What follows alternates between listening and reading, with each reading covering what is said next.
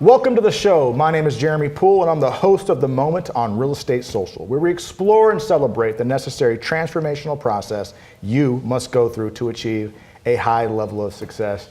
Today, ladies and gentlemen, we're back in Portland, Oregon at the beautiful Keller Williams with no other than Cody Gibson. I can't tell you how excited I am about this interview. I've been wanting to interview this man for quite some time, and we're here today. Almost a year after I launched the show. Cody, welcome to the show, my man. Thank you. Thanks for having me. It's my pleasure, Jeremy. Thank you. So Cody, as you know, the show's called The Moment. What would you consider or characterize as being your defining moment or series of moments that have allowed you to become the owner of the largest expansion team on planet Earth? Sure. Some days I wonder if that's a good thing or a bad thing. I was thinking about this question. I can't help to think about the question without thinking about the question more in a personal sense than a professional sense. Right. Like I'm very much a believer that our businesses emulate and become who we are inside. We go from the inside to the outside, and so I agree. I had spent maybe 10 years in real estate from 2000 to 2010. Okay. I'd been a mega agent. I'd opened a Keller Williams franchise in Alaska. I had moved here, Vancouver, Washington, across the river, and I was running the Keller Williams here, and it ultimately wasn't a great fit. Sure. And so we had split ways, and I found myself in Portland, Vancouver, without a job, having moved here. A decade into my career, saying, well, this isn't what I thought I would be doing. Right. And I'm going to have to reinvent or redefine a little bit about who I am. Okay. And at the time, I had thought about going back into production. I thought about going back into sales, though I didn't just want to do it and be another mega agent. Sure. I didn't just want to do it and be another big team with a bunch of buyers agents and listing specialists and a big group of people. Right. And so I had a conversation with Gary Keller, and I had asked, what would be the most explosive thing that I could go do? Well, hold on for just a moment, if you don't mind. You say it so nonchalantly. You had a conversation with Gary Keller, arguably one of the most powerful men in the world in the space of real estate. In real estate, for sure. So how does that happen? Like, how did that happen to where you actually have his phone number, you can just call him and chit chat with him?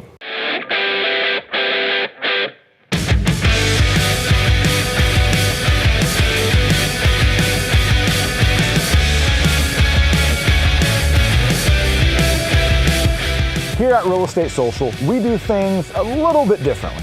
We're not just a marketing company, we're a collection of people who care about who you are, and we make it our mission to make videos that capture the essence and charm of who you really are.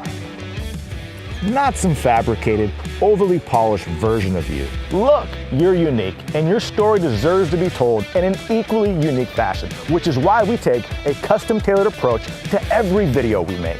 This starts by getting to know you on a personal basis, not just treating you like another number, but really getting to know you like any good friend would. What is it that makes you tick? Who's your target market? And what is it that makes you attractive to potential clients? From there, we write you a script, capturing the nuance of your character and mapping out the shots and dialogue we plan to have you deliver to camera. Once the script is locked down, we execute on the plan. This is the part where we turn you into a star of the show. We first put you in Hollywood makeup, then it's off to get you in front of the camera for your big debut. We coach you through each and every line you deliver, and this means doing it again and again and again until you get it right. But don't worry, we're very patient and we're well known for making the whole process fun. After you land your first few lines, you'll begin to get the hang of it, and in no time, you'll be a natural. After the shoot day is done, the process of post-production begins. We take all the footage and edit together all the best takes, overlaying B-roll footage that we capture on the day to accompany the story we're trying to tell. Add a little color correction, and presto, we have the final video for you to show the world, turning all your friends into raving fans. To learn more about how you can use the power of video to expand your reach, win more listings, and ultimately make more money, give me a call. I'd be happy to help.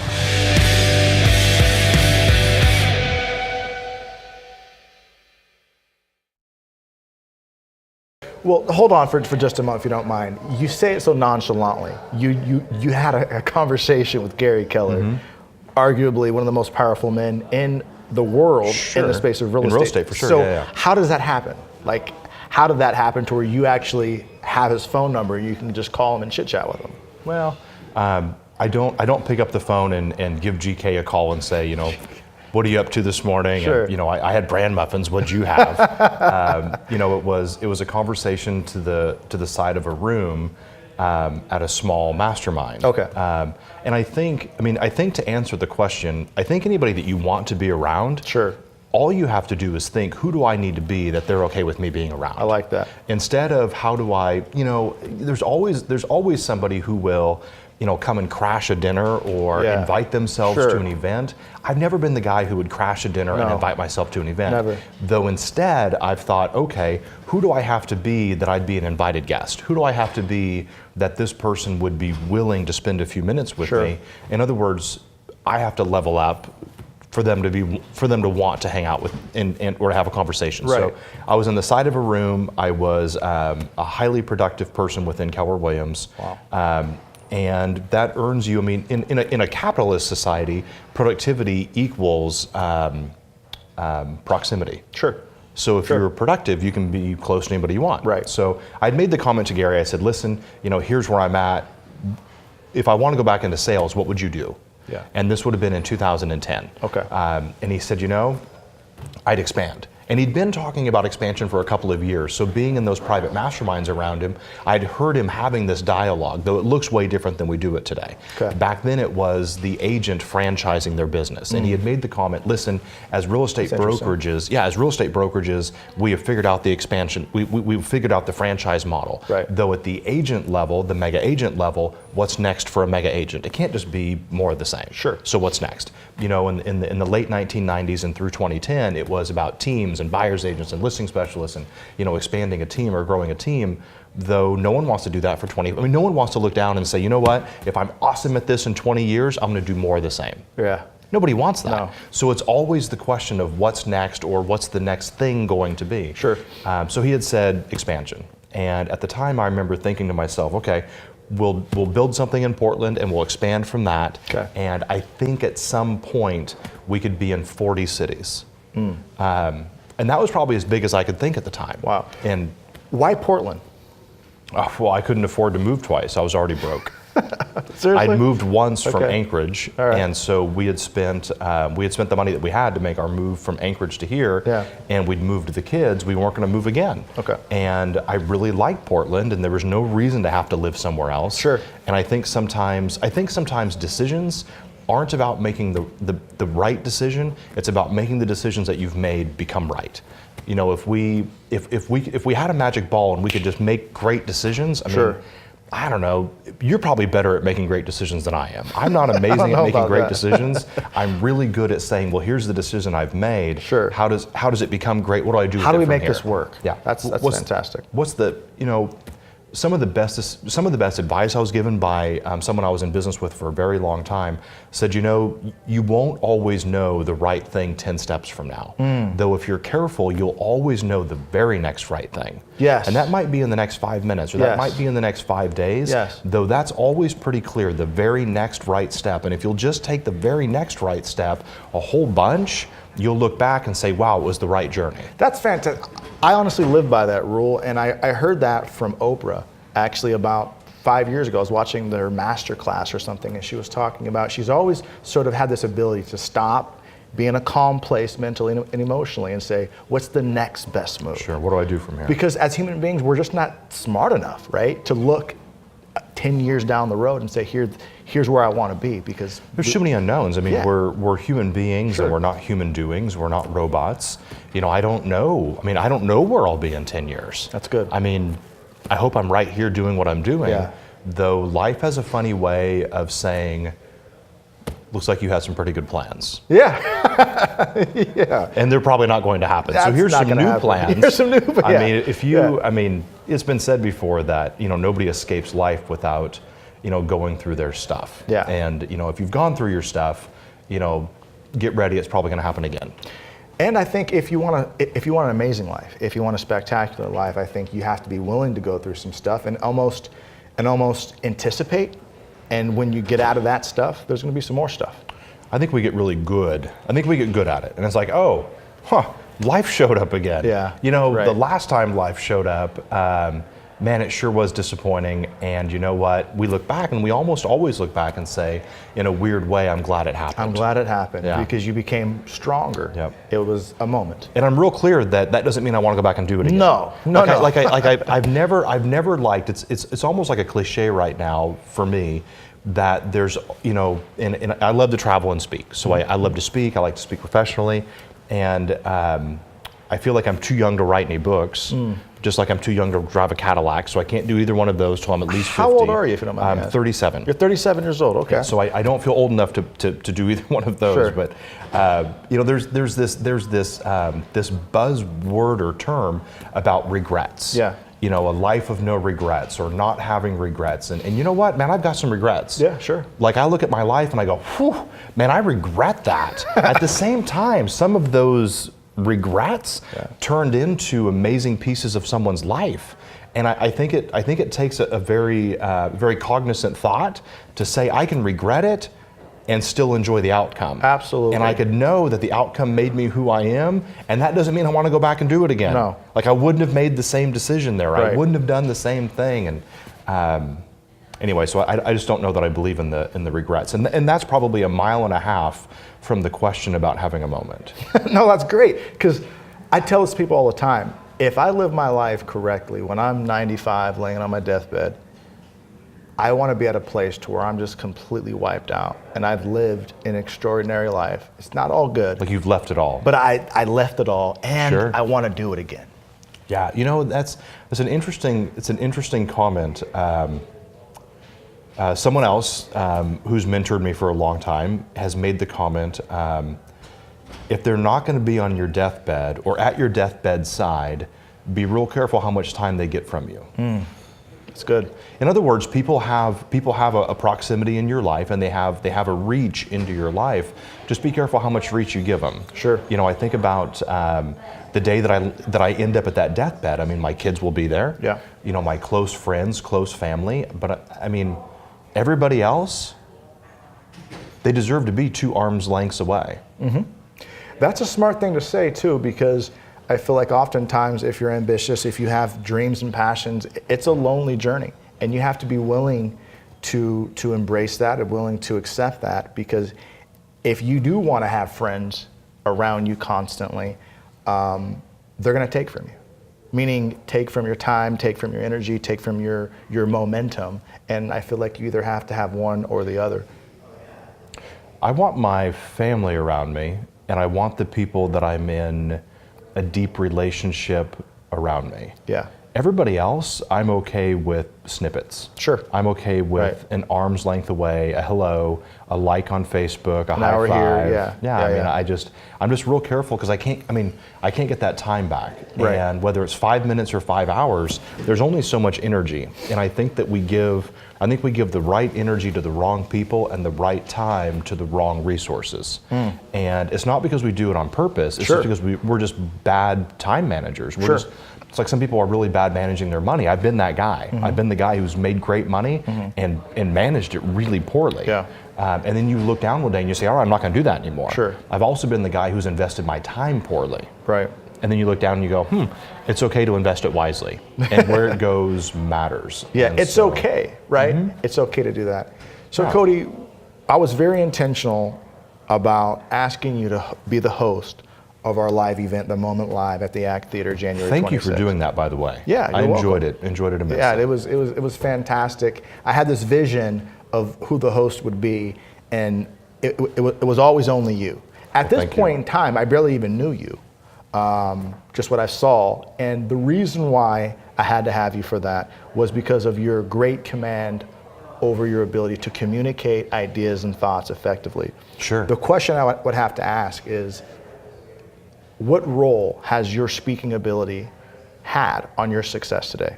And where did that come from? Is that something that you were just naturally born with, or did you get trained somehow in that? I don't know. I've thought about this a lot. Okay. And I've thought about it throughout the years. Twice now I've looked at like speaker development businesses, and twice I've looked at traveling and going and like like a great politician might go and get training on how to speak or how to deliver a great message. And to a degree, both times I've canceled. Both times I've said I'm not going to go because I almost want to stay pure in that it's not that it's wrong. Sure. Though that it's not canned. Like it just comes from an authentic. There's plenty of things in life. Like if I give the same presentation twice, it's going to be canned, right? Because you've given it more than once, and it's in my head and I've thought about it. So there's already enough canning happening. Sure. I don't know that I want the packaging of the message to be canned. Right. When I was a little tyke, like in first and second grade, I had a horrible speech impediment.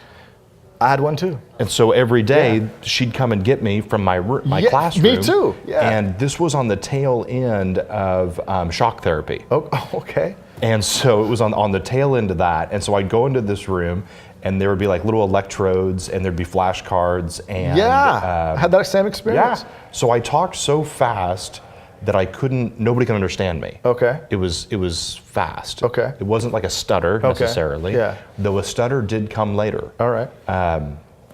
And so she made me slow down all my words, which in turn gives you an interesting voice because you have all the pauses. And the pauses, should be on purpose, though for me, they were just that I had to pause so that I didn't talk over myself. So I didn't say 3 words at one time. Sure. That's interesting. Yeah, when I was growing up, I had a terrible stuttering problem, like terrible. And they'd said because I would start thinking before my mouth would catch up. And so by the time I start opening my mouth, I already have so many words trying to come out. Sure. It just didn't make any sense. Or like most men who roam planet Earth, we just talk without thinking. That too. Sure. I'm sure. Yes, both. I'm sure there's plenty of that. We don't need any additional impediments. I have enough. But I would imagine that your ability to think and speak in such a way with confidence has allowed you to build this expansion team. I mean, what you're doing isn't new, right? It's how you're doing it, and I think it's probably a lot of how you present it.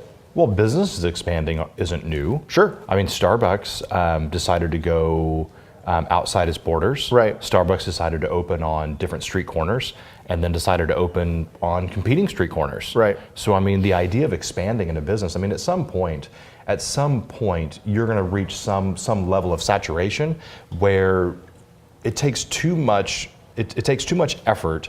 Like, so we'll go back to real estate sales, which is what this show's about anyway. So at some point, if you're selling 200 homes a year in a major metro city, it might be easier to go next door and sell another 100 homes a year than to go from 200 to 300 in the same metro city. Like at some point, you've reached a ceiling of achievement. Like there's a saturation piece. We don't know where it's at, though we know that we're there. That's fantastic. Cody, you've built one of the largest and most successful expansion teams in the country, the world, and you're still a relatively young man. The question I would have, personally, and I think maybe some of the folks watching may have, is, are you satisfied with what you've accomplished? I don't know. I struggle with this. Like when I saw this question, I struggled with it because I don't know that I wrestle with the difference between being content and being satisfied. I wrestle with looking down at myself or looking down at our business, and I think any producer has this same wrestle, this same tug of war. Sure. I'm glad with what I've done. Good job. And I'm not done. Yes. There's more left. Yes. And I think it's almost like the idea of, I'm not big on finish lines, though I'm big on races. Did you think that you would actually accomplish this? Or is this like, hey, I totally expected this. In fact, I expected more from me. I think any business that says, I knew I'd be here or it was always my dream to be here, either thought small or they're full of it. Okay. I don't know that anybody knows I'm going to, and there's the old saying of begin with the end in mind. Who knows what that even means? Right. In a family setting, the end in mind might be, 2.5 kids, a white picket fence, and a golden retriever. And what you meant to say was a great family life. Yeah. Though that was the only context you had for it. Sure. And then you get through life and you realize that a great family life was actually a blended family. And actually, multiple kids. And 6 dogs. And no cats. And so you could have it's the same destination. It's just not the same journey. So I struggle with finish lines. So back to the question of are you satisfied? I'm not done. Okay. And there's more to it. And I think the bigger you go, I mean, I do believe that if you want to go big, you have to build a business that's so big, that the ceilings are so big, that people can live their life within it. Because if they can't, then what happens is you end up getting out of business with all your talent. Right. Because they got to go. Like they look at you and they say, listen, I can't, I loved being here. Sure. It was awesome and I can't grow. And for me to grow, I got to leave you. Yes. And so you've got to be willing to build a business so big that people can live their lives with inside of it. Yes. And so, I mean, we made all the money and had the business that we needed to have a lot of cities ago. The challenge is the people that I'm in business with who want to do more and make more, we can't be done. Right. The partners that we're in business with needed to go from the 93 or 94 cities we're in today to 193. I don't need it to go to 193, though if I want to be a business with big talent, they are going to push it there. Gary told me one day, he said, listen, I didn't need to leave North America. Though for our talent, they needed opportunity that demanded other countries. That's fantastic. So we went to other countries. So on Gary Keller, I understand Gary has been mentoring you for years now. Yeah, I mean, both from a distance and up close. And I think one of the mistakes that people make when they, and I jumped right to the question I thought you were going to, so I think one of the mistakes that people make sometimes is they think that mentorship is also proximity. Mentorship could be watching YouTube videos. Absolutely. Mentorship could be reading a book. Sure. Mentorship could be hiding in the bushes outside. Don't do that. Though mentorship could come in a lot of different forms. Yeah. So, with Gary, I've had the privilege of, being mentored up close and being mentored in large rooms. Again, by becoming someone that he wants to spend time with. Or willing to. Willing to, yeah. One of the two, sure, right? Sure. I mean, I've always believed in showing up the right way, and the right things will show up. And so yeah, I covet and honor that relationship. That's and fantastic. I work hard at it. Like sure. I need to do something amazing in expansion so that relationship continues. Yeah. Like he needs to be interested too. Yeah, that's it. So from your opinion, is Gary someone who's just extraordinary, who was gonna kill it in shoe sales, or if he was a lemon farmer, he would own the best lemonade company in the world? Or is he somebody who had a rather average vision, who just kept putting one foot in front of the other and wound up owning the biggest real estate company in the world? I've thought about that multiple ways, right? Okay. And I only know how to relate it back to my own world. Sure. I look at real estate. I didn't grow up thinking I'm going to go into real estate. Okay. Like I didn't grow up at 15 saying, hey, I'm gonna become a realtor. This is going to be awesome. Yeah. I ultimately found myself without a job and needed one, so I became a realtor. Okay. Which is also the majority of the reason why most people became realtors. Sure. To answer your question about Gary, I don't know that he's an extraordinary person in the light of anything he touches is just going to turn to gold. Okay. I think that he's extraordinarily willing to do difficult tasks. He's extraordinarily willing. He made the comment one day, he said, I am who I am because I'll control myself until lunch every day, and I'll do it for 30-something years. Wow. And you are because you are who you are because you won't control yourself for 30 years. And he'll make the comment, he'll say, listen, first half of the day I know exactly what I'm doing, why I'm doing, and how I'm doing it. And I'll do it a mundane task for decade after decade. You pop by my office at 2 in the afternoon, I might be shopping for a kayak on REI.com. Like, I don't know what I'm doing at 2 in the afternoon. Right. Though for the first half of the day, I know exactly what I'm doing, and it's probably a task that you're still wrestling with whether you're willing to do it, and I'm already doing it. And I'm going to do it for years upon years upon years. Compound effect. Exactly. He made the comment one day, I was talking about expansion, and he said, I want you to stay exactly where you are in the space that you're in, just doing more of the same. Wow. And I made the comment of 2 years or 3 years, and he looked at me and he said, I'd like to see you give it a decade. Jeez.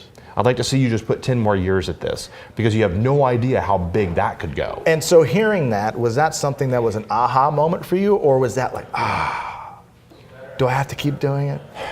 Well, I really like what I do, and so it's never been, do I have to keep doing it? It has been, and when you hang out with somebody enough, or you're around them enough, like you anticipate the types of things they're going to say, right? Sure. Like Gary's the first one that ever said that I heard say, you overestimate what you're going to do in a year, and you underestimate what you can do in 3 years or 5 years. Right. I wrote in it would have been 2013, I wrote that we would be in 40 cities by the time I turned 40. Okay.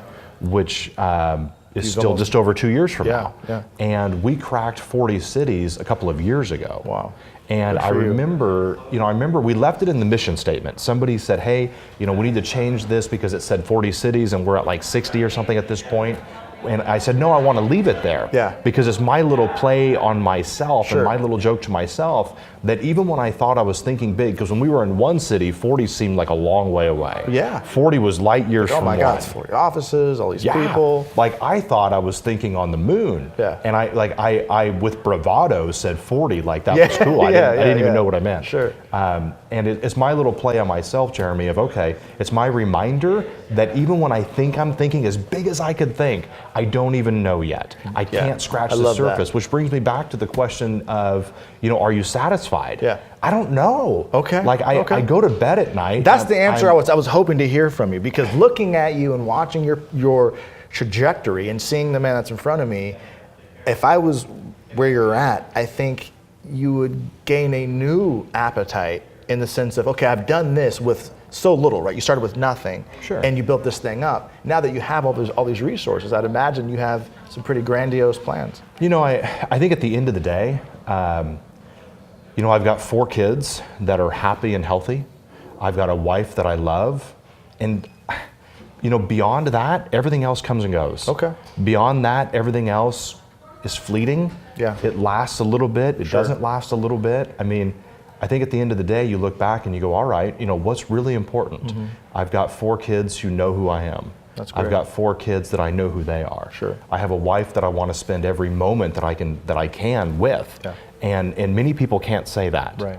And so everything else, accomplishments or goals or dreams or mountains to climb or whatever cool analogies we want to pack things in, which I like doing, I think that they all deserve the context of those things are okay outside of this family. That's great, man. And I work hard to keep it in a box where it deserves to be. At the same time, I care deeply about what the professional life looks like. Sure. It's hard to have an amazing personal life and a crummy business life. Absolutely. It won't last for long. It won't last because you're probably pretending.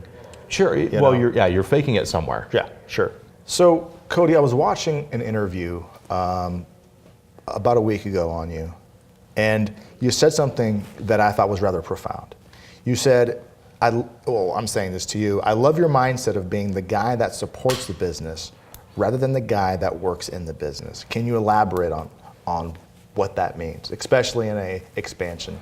Yeah, the context I would give that for me today was that it's like when I went back into sales in 2010. Mm-hmm. I said I'm going to sell 100 plus homes in Portland in year one, mm-hmm. which would have been 2010. And I'm going to do it without meeting any buyers or sellers. That's big. I'm not going to go on any appointments. Where'd you get this idea from? That sounds so mature.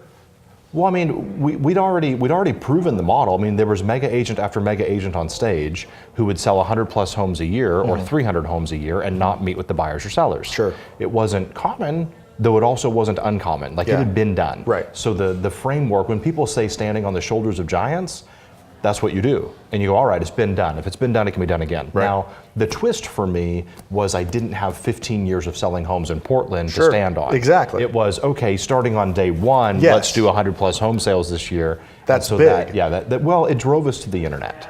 Mm-hmm. That would have been difficult to do in 1999. Yeah. Though in 2010, with Craigslist and the internet, it wasn't easy. Yeah. Though it was faster. Sure. So back then we were able to drive 12 or 1,400 leads a month. 12 to 1,400 leads a month. Yeah, and you could be terrible at this job. And if you have 1,200 leads a month, you're going to sell some homes. If you just talk to enough That's people. a lot of times up to bat. It's a lot of conversations. Yeah, And it's also a lot of Donald Ducks and Daffy Ducks. Sure. And other this is a family show and other words and names that you can't mention. Absolutely. That was internet lead generation. So we had a little bit of everything. Mm-hmm. Though with 1,200 to 1,400 a month, you're going to get there. So what I knew was this. I knew, Jeremy, that if I went back into selling and did it directly, I would like it. The problem is I would stay in it. Mm-hmm. And all of a sudden, if I'm in it, then I can't be focused on the people I'm in business with. Right. I have to be focused on the client. Today, And back then, the client for me is a secondary focus. Sure. My focus is the partners and the agents that I'm in business with, and if we can make their lives fantastic, right. it's their job to deliver the amazing customer service. It's their job to deal with the client. Sure. And it also allowed me to say, okay, well, I mean, if it grows big enough, at some point you can't deal with all the clients. That's great. So you're kind of stuck there. Yeah. So beginning with the end in mind, I didn't know what the end looked like. I did know that the journey for me was that I wanted to support people I was in business with, not the consumer. Love it. The consumer is the end result. Someone else can worry about that. So today, with our regional directors, with our expansion director, director of sales, all those directors, my job and my time today goes into making sure that they have everything that they need, making sure that we're moving forward in the business that we need to, and then they're the ones that are delivering with all of our partners the actual consumer experience. That's great. And it allows me to stay at a level where, really everything I do, it matters, though it also doesn't matter in a sense. Sure. It's like I don't have a time crunch to anything other than we said we were going to deliver this or do this, so let's go do it. That's fantastic. It allows me to spend my time with talented people. Good. And instead of me having to be the smartest person in the room, which means we're all going to have a pretty dismal life, or having to be the one who knows how to do everything, I don't. I don't need to be that person. So you're in 90 plus cities. How many people thus then are you supporting? How many people make up? There's 172 or 173 partners, agents, and then maybe about a dozen or 14 staff. Good. And so, we're pushing somewhere in the 180. Wow. I don't like doing math in front of people. Though we're somewhere like the fourth grade was the best 2 years of my life. 3% or 6% I can nail. Yeah. Whatever number you want of that, I can do that like this. Quick, yeah. Simple additions where it gets dicey. So we're 180-ish people in the expansion business. Sure. In the brokerage, that I own here in Portland, we're the largest brokerage in the state, and we have 305 or 307 agents, brokers. That's fantastic. In Portland. That's huge. Something I've been dying to ask you is, what can you tell me about Swift Hippo? And why? Swift Hippo, yeah. And why was it important for you to bring that to market? Swift Hippo is fun for me. I've wanted to dabble in tech and technology for a long, long time. Okay. 3 or 4 times now I've built something out or done a prototype of something that was technology based, and then I'd run out of money. Or I'd get it mostly developed. I'd look at the marketplace and go, well, I'm not going to bring this to market. Like, this sucks. This is garbage. Like, I wouldn't even use it. So, a few times I've spent some money and time and effort and then just scrapped it and taken it off the table. Swift Hippo, I brought to the market because I think that there's actually a need for it for the typical real estate agent. In the expansion business, part of our mission statement is to take the tools and take the opportunities of mega agents and let them be delivered and let them be used by any agent who wants to. In other words, you could spend 25 years and build an amazing business and have all these tools, or you could join me in expansion and have them tomorrow. I love that. And I'm real clear about that. It's not, to a degree, there's a little Robin Hood-ism in there. It's like, all right, you could do it in 20 years or you can have it tomorrow. And so with Swift Hippo, we wanted to develop a seller lead conversion platform, site, whatever you want to call it. I don't care as long as you call us. Though we wanted to develop something that was internet lead generation, though it was seller specific, because almost every platform out there is buyer specific, and we use them and they're great. At the same time, we wanted it to be seller specific, somewhere that you could send a seller to and convert them there for sell by owners, expireds, whatever it is that you're working is fine. Though we wanted it to be inexpensive and we wanted it to be good. The problem is inexpensive and good don't often meet. And so we've had to develop something that was very simple. And I'm a believer that simplistic is best. Absolutely. Keep it simple, keep it small, and drive it as far as you can. And so you guys are using that now? Yeah, so with Swift Hippo, we use the site. It's available, you can buy it. We'll do a promo code for anybody who watches The Moment live. If they just use The Moment as a promo code, they can get a discounted rate. Like, we're happy to do it. Sweet. And so with Swift Hippo, it's simply a site where you can send your sellers to and convert them, your long-term conversion. If you're talking with somebody on Monday and you're meeting with them Monday night, you probably wouldn't use it because you don't need to. Sure. Though the conversion's done. Great.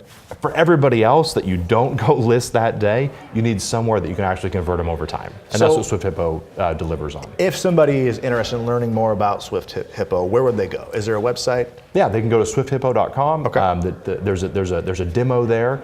Jeff, who is our head hippo, Jeff could walk them through an actual.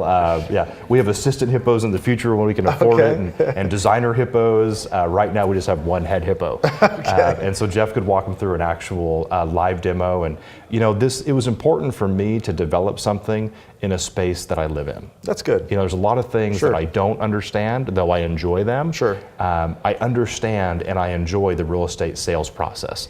I understand and I enjoy the life of a real estate agent. That's good. Like that's where I would say I've developed and put my life into it. I'm almost 20 years deep into this. Wow. And I have an expert status at this one thing. That's fantastic. So I wanted to develop something that was technology driven that could help my friends in real estate without breaking the bank. All right, Cody. So you've been in the business for 20 years. You are doing extremely well. Pretty much anybody who's in real estate knows your name. What's one thing that you can tell us about yourself that most people wouldn't know? Well, when you say wouldn't know, it presupposes and they would actually care about it or that they'd want to know, which eliminates most of my life. Though one of the things that I always think about with a question like this is I grew up wanting to be a Navy SEAL. I grew up wanting to do that. Okay. And I was a rescue diver early on. I was on a search and rescue team in Juneau, Alaska early on. My first leadership lesson actually came from a search and rescue team. A friend and I, Paul and I, were the leaders of this team. And I came home one day and there was a note on the front door of my apartment that said, "We've all gotten together and taken a vote and you're no longer our leader." And so the team that Paul and I had started had voted me out of the role. The team that you started? Yeah, the team said, "You're no longer the guy. Wow. So we're going to ask you to step out of leadership from it, and we'd actually like you to not come to any of our meetings and not come to any of our trainings." Well, I'm sure that for felt at least amazing. 6 months. Yeah, and so you read that and you go, at first there's ego. Sure. Pride. Right. And then you go, what have I done? Yeah. Who have I become that Sure. the very people that I invited onto this team Right. have? I don't, it's kind of like businesses today. I don't believe that people leave businesses or join businesses. I think that they leave leaders and I think that they join leaders. There you go. And so, that afternoon I sat down and thought, shoot, what have I done? Intermixed with all the feelings. Wow. Though, what have I done? And, I went to each person on that list and about 6 months later, I was able to come back. Wow. Though I had to earn the way back. And you went back. Yeah, Yeah, very much so. I cared about doing it. Sure. It mattered to me. Okay. And the lives mattered to me and the work we were doing and the searches that we would go on and the rescues that we would be a part of. That was in my blood. So I grew up, doing that. And I grew up wanting to be a Navy SEAL. Wow. And it took me about 2 years along with a friend of mine's dad was an admiral in the Coast Guard. Okay. And so between that and a couple of letters from some congressmen in Alaska, of which there's never been a bunch because nobody lives there, though we have enough to have a congressman, I was accepted into the SEAL program and 2 years of negotiating, and I was off to become a medic in a platoon. And I went to the military entrance program and I was colorblind. Which I'd never known. The lady Really? actually asked me, how long have you known you're colorblind? And I looked at her and said, 10 seconds. Wow. Like since you told me. Wow. Because you grow up and you see colors Sure. the only way that you know them. Right. Like that's the color that you see. And so anyway, that was the end of that. So Interesting. the culmination of a 5-year dream and desire and planning and all these things, they just end in to me, a foreign city of, well, that's not going to work. And I went downstairs, like underneath the building, and I sat like in this parking lot, and just I sat there and cried because that was your life. Like this is all you want to go do. This Sure. is it. This is it. About 2 years later, the Navy called me and said, "We'll give you the same deal, and we'll let you come back in because now we allow color corrective lenses." for our SEALs, kind of like pilots. By that point, I was making great money and nobody was shooting at me, and so I said no thanks. Yeah, sure. Good choice. Yeah, and I've never regretted that, though. Again, that shows you, comments like begin with the end in mind, and I always knew I'd get here. Yeah. And I don't know about that. Sure, no, I agree. I agree with you. I don't know. Like I'm committed to living a big life. Yes. I'm committed to doing something that's extraordinary. Yes. Because I don't think that we're here. Like I don't think we're just here. I don't think that it's just some. I don't think so either. Some poof in the universe or accident. Whatever the God is of your understanding. I believe that we're here for a purpose, and I think that we're held accountable to something extraordinary. I chose real estate. I couldn't agree more. Agree more, my friend. Well, thank you for being on the show, It's my Cody. pleasure. It's been fun. Thank you, Jeremy. And thank you for watching. We'll see you again next week.